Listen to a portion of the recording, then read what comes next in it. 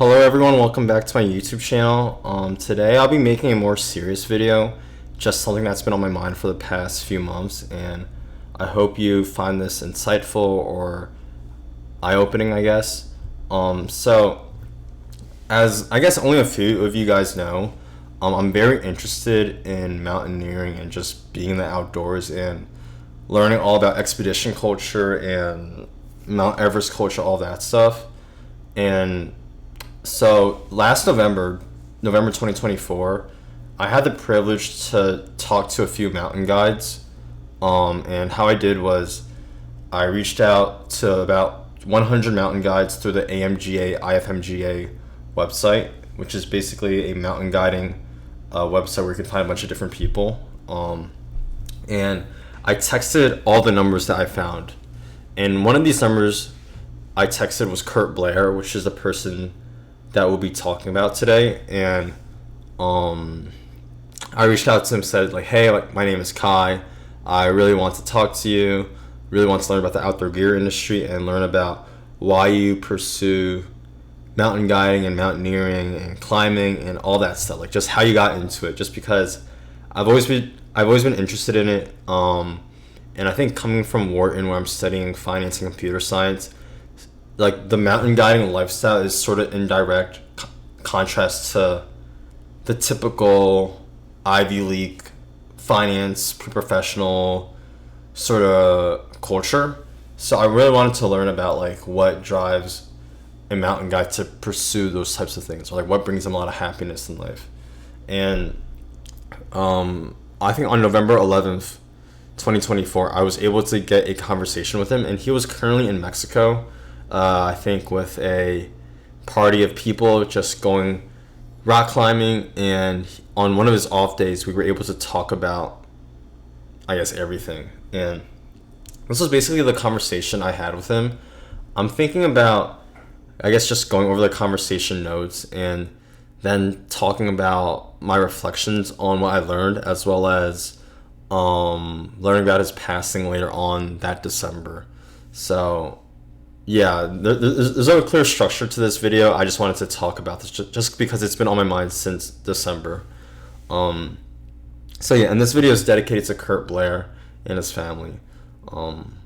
Yeah.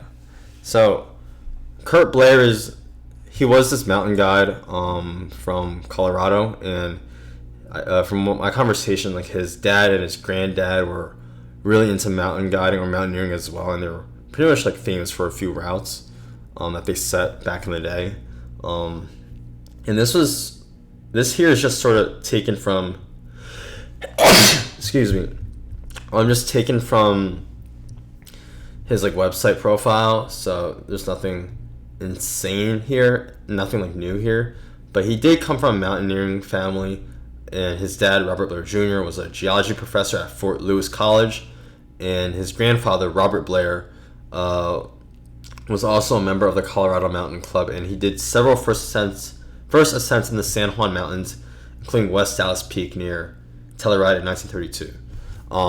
So yeah, this guy, comes from a mountain guiding family, very big into the outdoors, and you could tell that he was very passionate about the outdoors. And I wanted to talk to him about a bunch of different things, and we'll go through the notes and see if any of these jog my memories. Yeah, so we spoke about his mountaineering background.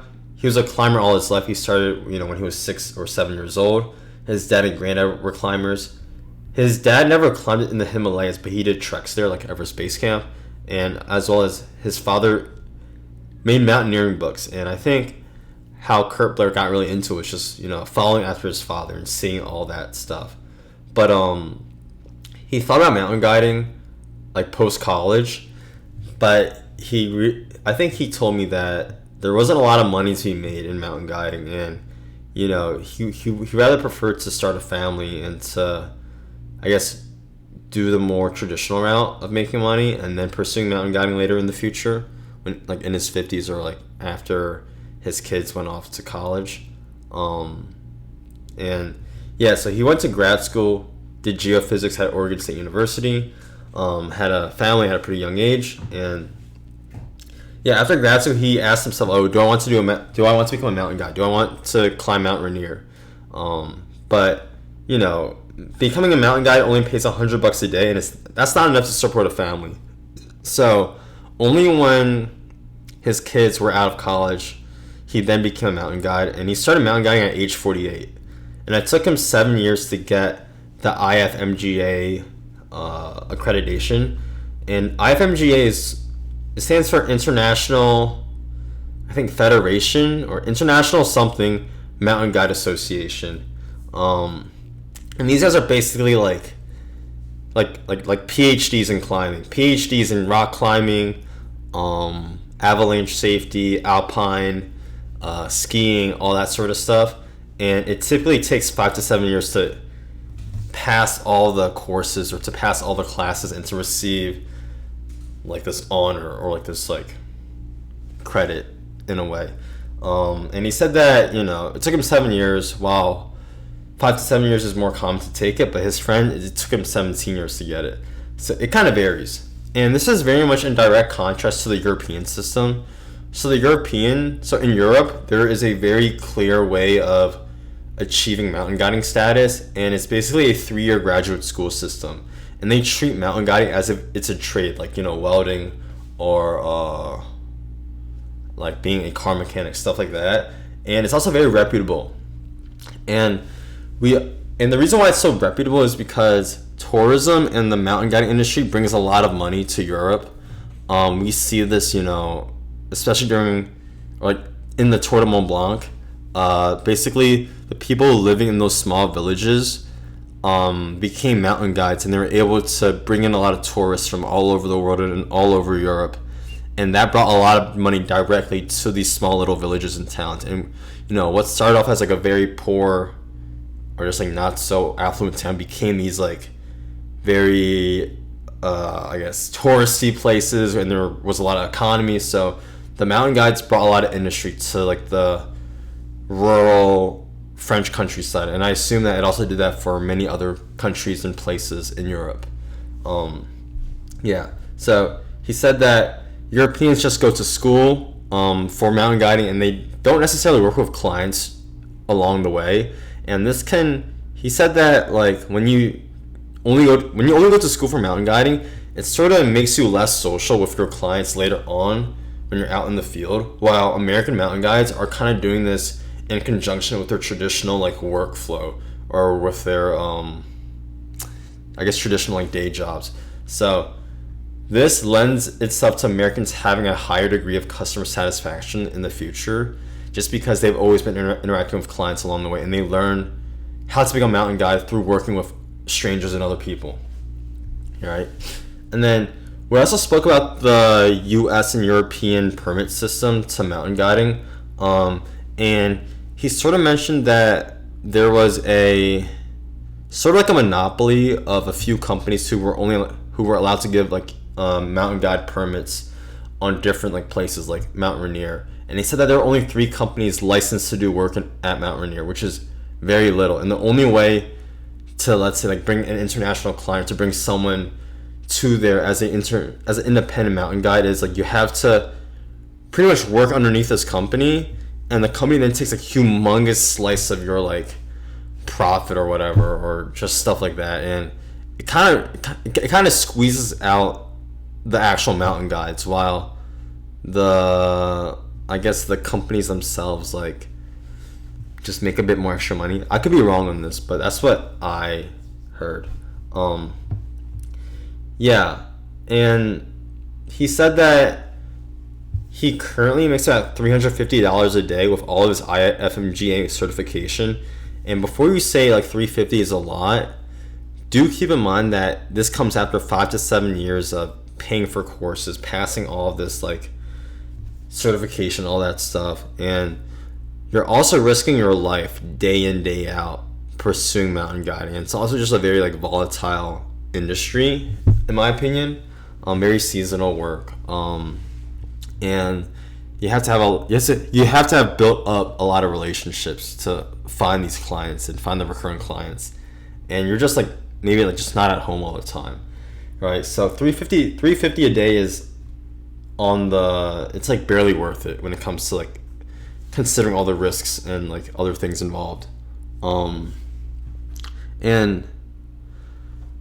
yeah, so like the costs of certification, he mentioned like over this 5 to 7 years, including tuition, lodging, and lost work opportunity, is about $60,000 to $80,000, which is a lot of money. And then the prereqs of getting into basic get reset. So there's like a basic certification and an advanced certification for like each thing of IFMGA, I believe. And IFMGA certification is sort of divided to three like categories. So there's rock, there's alpine, and there's ski. From what I know is like skiing I think is the hardest, just because there's avalanche safety, there's a bunch of like very advanced safety things when it comes to skiing, when it comes to the skiing certification, so that's really difficult. And he also mentioned that each course costs about $3,500 to $4,500, and that's just the tuition. Like this doesn't include the work loss opportunity or just paying for your own lodging. He mentioned that there's like a rock track, and there's like and pursuing the rock track was a prereq for pursuing the alpine and ski. So typically I feel like mountain guides would pursue rock first, alpine, and then ski later. Yeah, and then after we spoke about how he got into mountain guiding, we then spoke about his thoughts on like the outdoor gear industry, in particular like splitting that between two categories: hard goods and soft goods. Hard goods are like your harnesses, your belay devices, your carabiners, your camelots, your all those different things. That's called hard goods, just because like those are physical goods and you need them for climbing. While soft goods are more like apparel. They're like jackets, like your Patagonia jackets, your pants, your Ella Bean shorts, stuff like that. And we then started talking about hard goods. So we spoke about ice screws and how there were two big categories. There are aluminum with steel tips. They are lightweight, and the problem is that they can bind up in warm ice. I'm not sure how that like chemically works, or like what bind up means. It's been a while since we had our conversation. While there's also like steel screws, and the diameters of ice screws are also fairly different across the different brands. So there's like there's Blue Ice, Petzl, Black Diamond. Petzl screws are bigger than Black Diamond, so people generally like to use Petzl screws just because they can reuse the holes better. I'm not sure how that works. Maybe like you put in a Petzl screw and then you can put in a smaller screw in it afterwards just to reuse it. So that's like a good benefit. And there are also ways of like, he also mentioned crack climbing. And crack climbing is basically, I think it's like when you put in a camelot. In a cam is it's like a rock climbing device that like expands into a crack, where after you expand it, it stays there, and you can use it as like a way to latch yourself into the rock wall, if that makes sense, right? It's like a portable screw, but you can only put it in a crack in a way.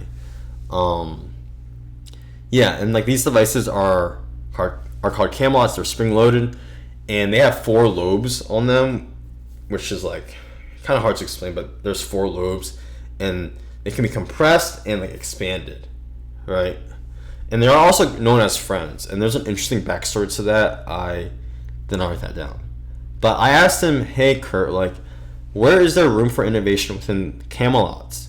And he said that there is a lot of room for innovation in camelot protection. Camelots can have a more flexible stem and smaller lobe, and you can change the dimensions. It can lighten the weight, so you can put into smaller pods or cracks.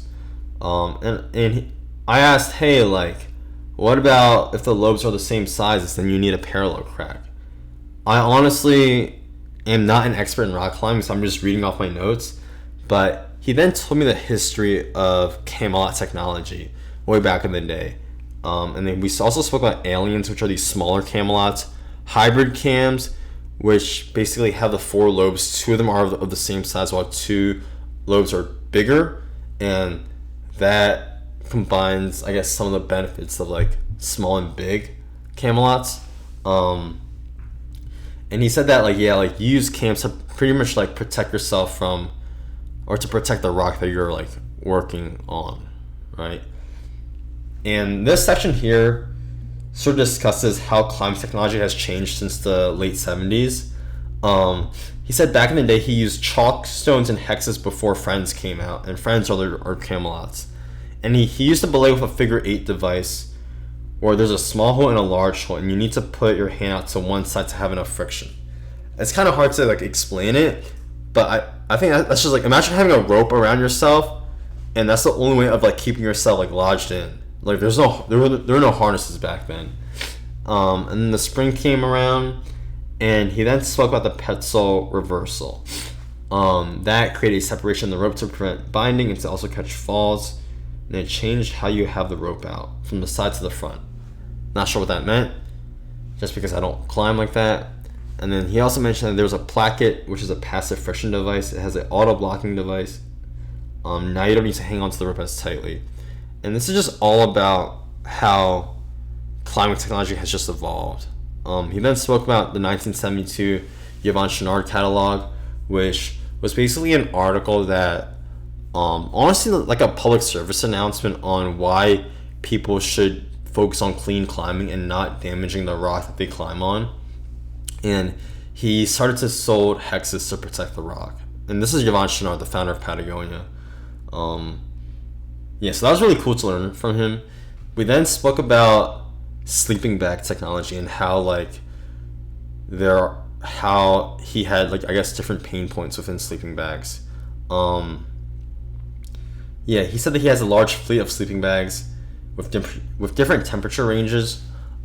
He mentioned the elephant foot sleeping bag, which is basically, imagine half a sleeping bag that only covers your lower body, and you have to wear like a jacket or like a large down jacket, and that down jacket zips up with the sleeping bag, and that's why it's called an elephant foot sleeping bag.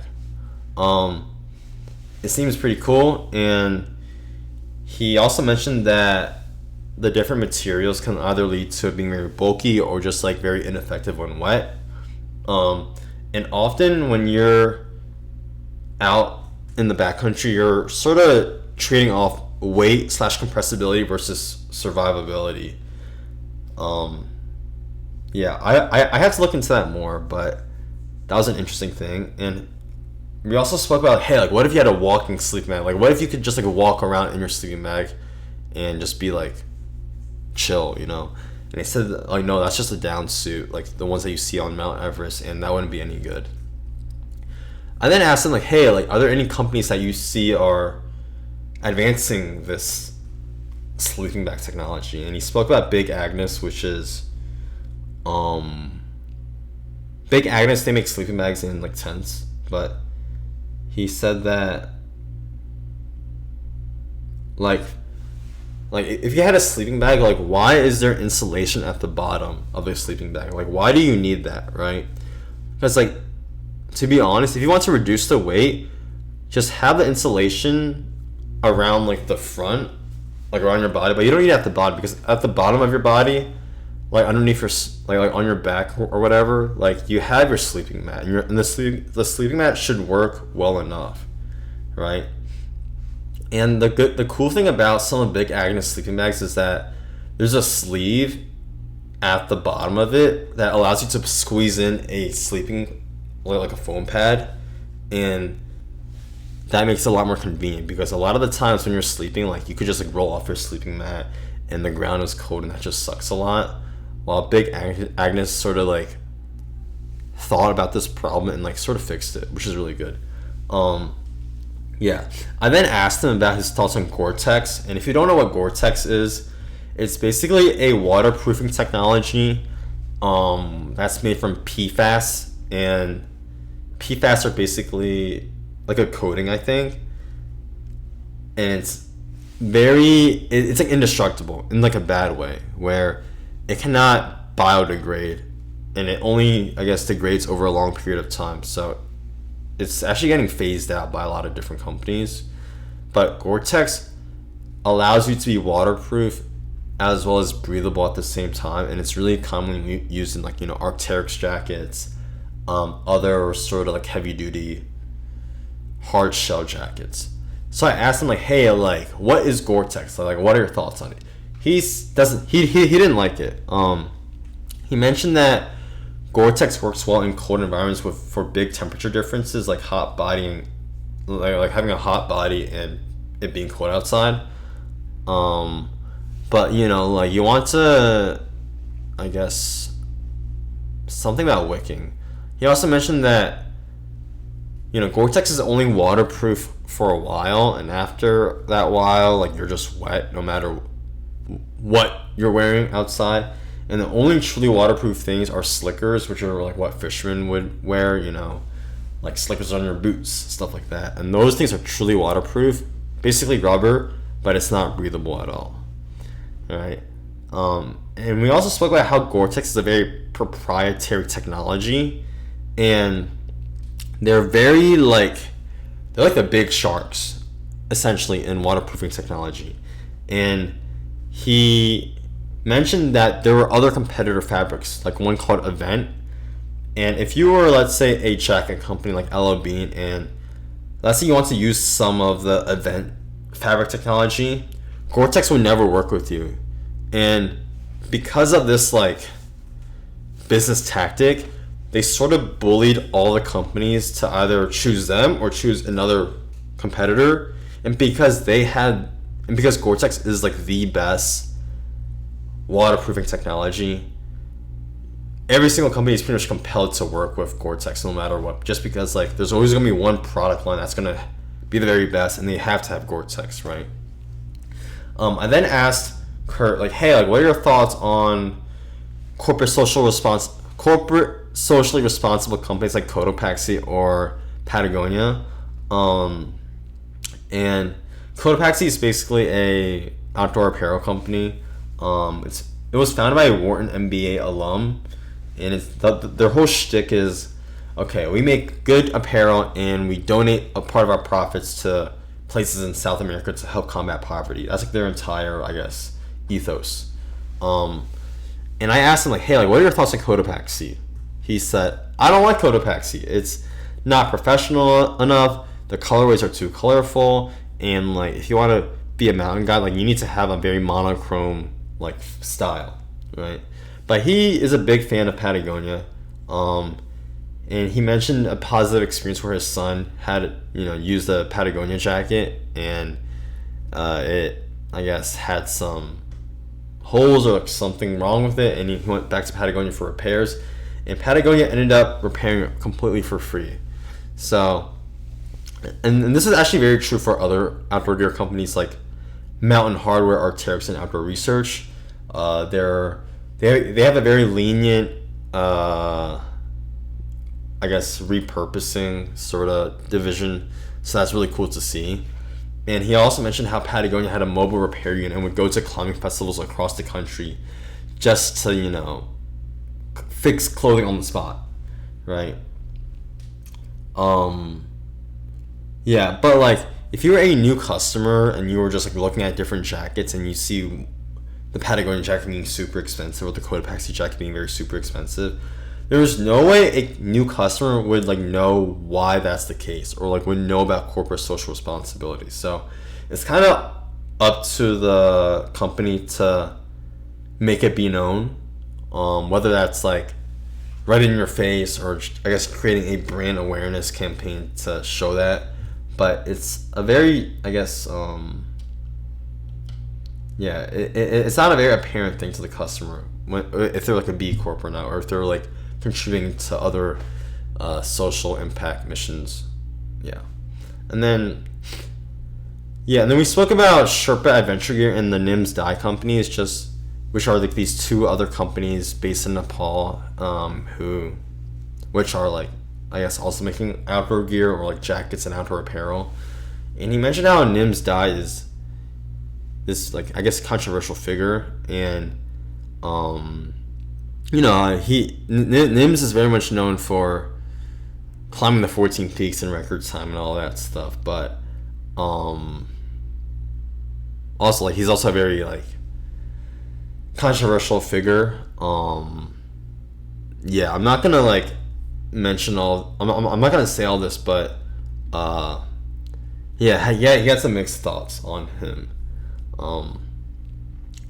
And then we then talk about like the different downsuit technology for high altitude mountain climbing, and these jackets are big and they're expensive, and how they were very different from like other sort of jackets for lower altitudes, and that they were very, I guess, very niche. And honestly, like there's not a lot of money in selling gear to climbers, just because climbers don't make a lot of money, and there aren't that many climbers, and climbers are also very stingy about stuff. So if you want to build a good outdoor gear company, you honestly want to sell to people that are not super outdoory, but like are interested in the outdoors. So I think that's what the North Face is good at doing. You know, like the North Face, they have their own Summit Series line where they make gear for actual climbers, and they have their other apparel line where they just make stuff for like the wannabe outdoors person, or like the hobbyists, or more urban people, right? And we then spoke about how Ella Bean, which is a northeastern company in America that originates from Maine, but they've done a good job of creating an outdoor image of getting people to go outside, and not necessarily like extreme sports like high altitude mountaineering, but more like kayaking on like the river or stuff like that. And I think what Ella Bean does well is they're able to appeal to sort of like the family outdoorsman who, you know, is saying like, hey guys, like, hey to his family, like, hey, like, let's go on a family camping trip this weekend and just, you know, go by the lake and just kayak for a bit. And I think that's what Ella Bean targets. Like, that's their target customer demographic, and they've done really well on that. We then spoke about the color schemes throughout the ages. During the 60s to 70s, the colors were very tan, very earthy, honestly quite camo-like, and supposed to like emulate like the wilderness, right? While in the 80s we had very bright colors. In Europe it was very neon, it was bright oranges, yellows, pinks, stuff like that. And now we sort of shifted to like very monochrome matte colors that aren't very bold, but are also in like pretty distinct colors as well, you know, like red, orange, blue, stuff like that, but not like super neon or reflective. Kurt mentioned that he liked to wear brighter colors, just, I don't know, stuff like that. And then he then mentioned Chris Davenport and Johnny Mosley. I'm not sure what that means, just because I put 2 question marks, but I'll look into that. We then spoke about ski technology and just like how skis evolved over time. So we spoke about Castley skis, which are like the best skis, and they're an all-white ski with a colored tip. We then spoke about Sex Pistols skis, where the designer is named Seth. Very hellscape, I guess, visual look to it, and you know, for Kurt, he didn't really appeal to him. But he just mentioned that he didn't really care about graphics. He cares more about the functionality of these products, and he only likes, you know, he likes it when the skis like actually work, or that they fit him, or stuff like that. Yeah, I then asked him like, hey, like, is there like any particular company that makes better apparel than the other? And he mentioned that like there honestly really isn't that much of a difference between like this company to that company. Like they all make the same stuff, or like very similar things. We then spoke about the transceiver technology, and transceivers are it's like when you're skiing, you want to have a transceiver, and a transceiver is like a radar, like it's like Find My iPhone, but like not on your iPhone, and it helps people like locate other people that may be stuck or just like taken away by an avalanche, and they could be like, you know, submerged 10 feet deep into the snow, and the transceiver would communicate with the other transceivers in the area and would say like, hey, I'm here, get me out of here, right? So we spoke about how, I guess, the main transceivers were the Barryvox 1 and the Barryvox 2, and how the Barryvox 2 was recently recalled due to like it just not working. We spoke about how just like the technology itself, it seemed really cool to me. I don't want to get too much into it just because I don't come from a mechanical engineering background, but it seemed cool. Then we spoke about how much time it takes to get someone out of the snow, right? So if you're 2 meters submerged within the snow, it takes people 10 to 15 minutes to get someone out. So that's like very long, and chances are like, you might not make it. Just, I mean, 10 to 15 minutes to get someone out of the snow just sounds like really long to me, in my opinion. We spoke about how like Black Diamond loves to do like they like to test their products on their customers and not necessarily on a like small little like group of people. So that often ends up in like a lot of recalls. So Black Diamond is like the Walmart of like climbing gear. Like they make everything, but you can't really rely on them too much. Yeah, and then we spoke more about beacon technology. And after that we spoke about harnesses. And harnesses seems pretty cool to me. Yeah, I'm actually getting tired from talking about this, but yeah, he spoke about, back in the day, before the 70s, there were no such thing as a harness. You just tie into the rope, and you just did 4 loops and did a bowline knot at the end of it. Bowline knot to like keep yourself in. He spoke about how like from then on out, they were able to incorporate other parts like loops for your legs, padded harnesses, better waist loops, changing the design of it to like better suit your crotch region, stuff like that. And at some point they considered having a chest harness, but like people didn't really like it just because it constrained their movement, so they kept the harness to like the I guess to the groin region.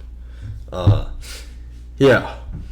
And he then told me to look into how climate tech has changed over the years. What were the main problems back then? How did they address these problems? And like, what are the problems now? And I think that goes into a lot of like the product design process of like just constantly reiterating. Like brainstorming, brainstorming, let's say prototyping the idea, iterating upon it, and I guess reflecting on your mistakes or whatnot, and just like going through that process, and you cycle through that process, and you make a better and better product over the years. So it seemed really cool. Yeah, and then I asked him like, hey, like how do I get to see Jimmy Chin? Yeah, and Jimmy Chin is like my biggest role model. He's an adventure photographer. He's Chinese American, really cool guy.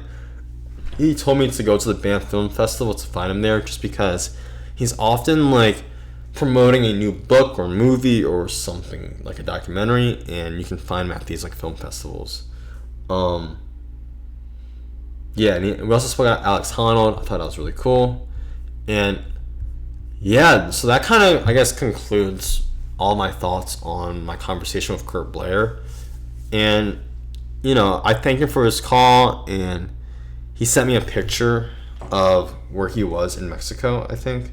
I'll show that to you guys. Kurt Blair.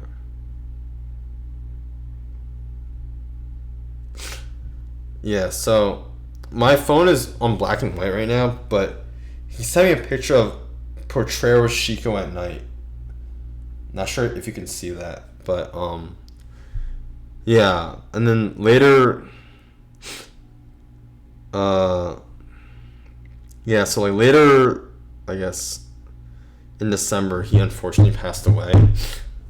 I'm not gonna get too much into that, but he was, from what I know, he was in Mount Cook, New Zealand, with 2 other guys, and bad weather came in, and yeah, he unfortunately passed away. And I think I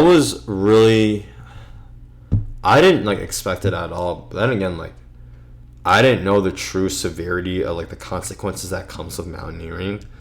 Like I heard that like people die, people get injured all the time or whatever, but like I didn't expect it to like occur to someone that I only got to start knowing, right? And keep in mind that like I'm not even in the mountain guiding industry. I'm not in the mountaineering space at all. I just called up like 20 people from the IFMGA list from the website and just said like, hey, like I want to talk to you. I want to learn about your lifestyle. And literally like one of these guys just passed away, and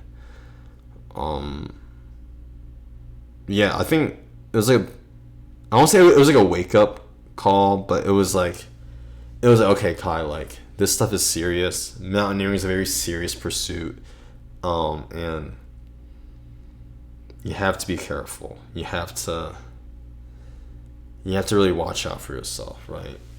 So yeah, I think I thought long and hard about this, like just over the past few months, like what I want to do, and it's just like, if I were to go into the outdoor adventure route, I have to be safe.